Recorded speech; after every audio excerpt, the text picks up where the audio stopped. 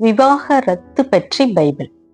இயேசுவை சோதிக்கும் நோக்கத்துடன் ஒருவர் தம் மனைவியை எக்காரணத்தையாவது முன்னிட்டு விலக்கி விடுவது முறையா என்று கேட்டனர் பரிசேயர். இயேசு, ஆண்டவர் ஆணும் பெண்ணுமாக படைத்தார். தாய் தந்தையை விட்டு மனைவியுடன் ஒரே உடலாய் இருப்பர். இருவர் மனம் சிந்தனை வேறுபட்டாலும் கடவுள் இணைத்ததை மனிதர் பிரிக்காதிருக்கட்டும் என்றார். பரத்தமையில் அந்நிய ஆணுடன் உறவில் ஈடுபட்டால் அன்றி வேறு எந்த காரணத்தை முன்னிட்டும் மனைவியை விலக்கிவிடக்கூடாது என்கிறார் இயேசு.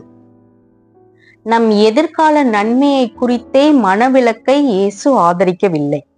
பிள்ளைகள் ஆண்டவர் அருளும் செல்வம் பரிசு என்றும், துணைவி திராட்சை கொடி என்றும், ஒலிவ கன்றுகளைப் போல் சூழ்ந்திருப்பர்.